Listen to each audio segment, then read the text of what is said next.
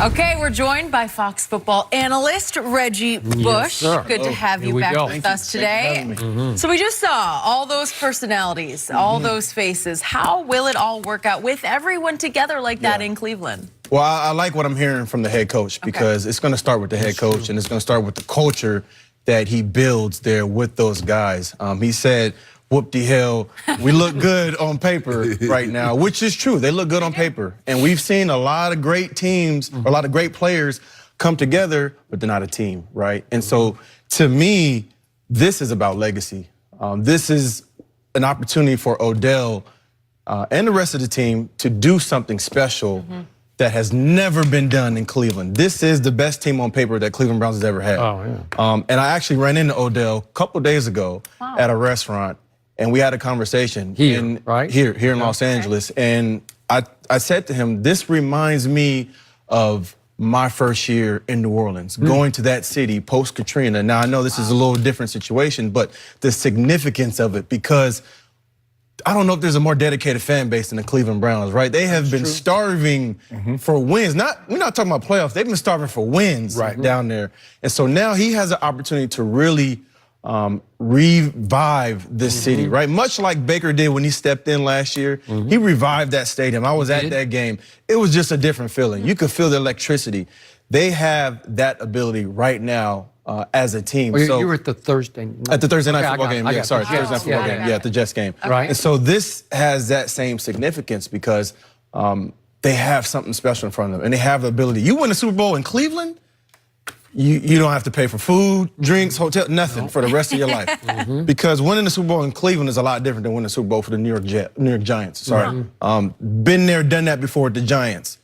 Cleveland, they've never done it before. And so everybody's gonna have to be unselfish. Not just Odell, not just Jarvis Landry, because there is only one football on the field. And I thought you made a great point because you said that Odell, he can play offense, but he can't go play defense too, right? And so now, this is where your leadership has to shine, because when you are down at halftime and you have to fight, kick, claw, scratch against the Baltimore Ravens, a divisional opponent who's seen you twice, or the Pittsburgh Steelers, who are still a good football team with a good coach, this is where your leadership is gonna have to really shine, because like you said, you can't play defense, right? So you need to elevate the players around you. You gotta make guys around you.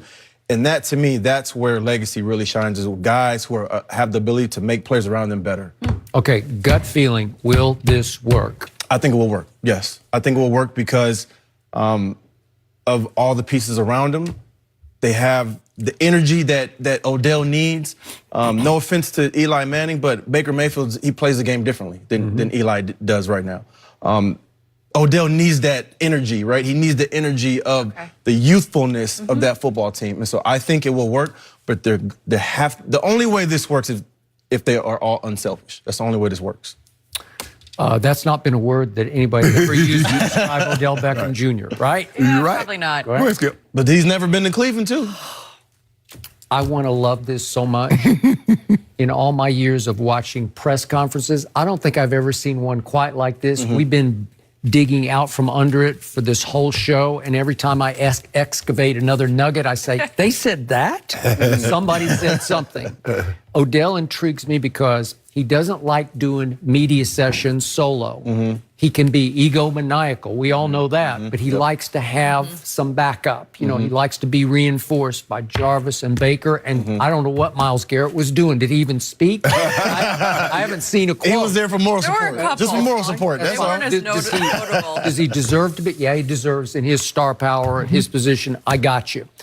But in the end, it still comes across to me that Odell is trying to talk himself into loving this situation. Everything was like, I'm trying to speak this into existence, to quote LeVar Ball, but he used that quote. Right. And then he went so far as to say, we're all going to look back on, what's today? Oh, it's April 1st, 2019. This is going to be an iconic moment. It's going to, greatness started today. And ironically, it was on April Fool's Day. So is it going to be an April Fool's joke? Because I'm with Freddie. I can see the memes now. I know. I know. But on paper, it's sensational. They got the best receiving core in football with Njoku on top of that, Right. and other. It's Higgins deep. and Callaway. It's deep. Callaway can fly, man. Yeah. Little Callaway. They stole him in the draft because he's got his off-field issues, right? Right. Run game. Whew.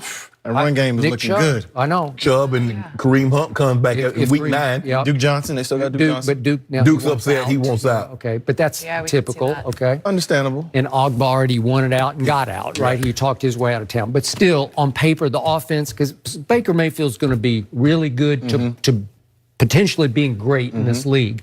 I loved him before the draft. We went back and forth about it.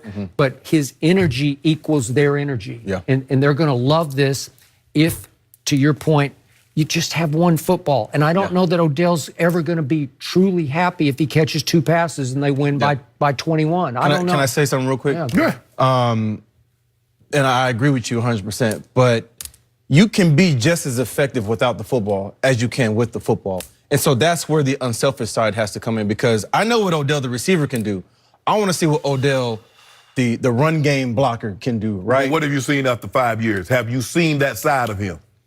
I've seen spots of it. I haven't seen it totally throughout a season, but also this is a new team. This is a new opportunity.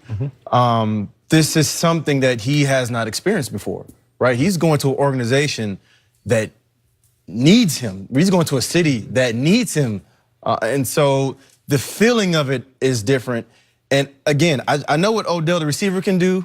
Right, I want to see what Odell, the pass blocker, I mean, not the pass blocker, the run game blocker, I want to see what Odell, the leader, can do when he does not have the football in his hands. But see, here's where I give you the pushback at, is because what receivers have identified is that my value is tied into catching. I need 100 yards, I need 2 touchdowns. Then I'm valuable. Yeah. If I catch 3 passes, I get a key block that springs. You don't notice that. Yep. Only the guy that's in the meeting room, the coaches notice that. Yep. But that's not what the media notices. That's not what the fans notice. Especially when Julio went for 10 for $185 and 2 touchdowns. And D-Hop, we haven't seen the leadership from Odell. Everybody keeps telling me, oh, he can be a great leader. Okay, when? When am I going to see Odell be the great leader? Now, I'll give you this about his legacy. Oh, he can change the perception of how he's viewed if he goes there and do what you say he could possibly do. Yeah, if he goes in there, leads this team, I don't want to see no slinging, no catch no 2 passes, skip, and he all this and all that, because it's coming. It's in it. It's hard. It's hard to get that out. It's hard to get that out after 1 year. So I'm anxious to see how this thing, on paper, like Freddie said, that's straight Southern. That's straight, some part of Alabama. That's some part of Alabama, Mississippi, Georgia. That's somewhere one of those areas, Skip. But you got a core group of receivers that can play with anyone. You got a strong running game. You see what you do in the draft. But Skip, they have the makings. Makings don't do anything. You don't win not one game in March. You don't win one game in April. Now, you start that process, you start laying those bricks towards that foundation. Yeah. See how it goes in OTAs and your mini camp, and then you're going to have the draft, you have your training camp, and then it starts to come together. You'll have a pretty good idea.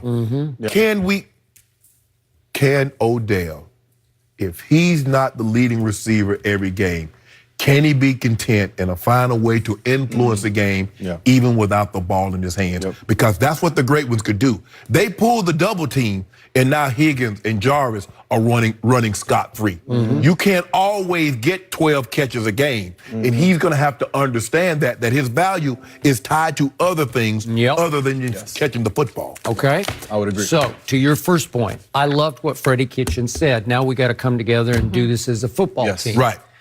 Freddie Kitchens is in his first head coach. Freddie Kitchens had never even been an offensive coordinator until mid-last season, and he got thrown into that fire.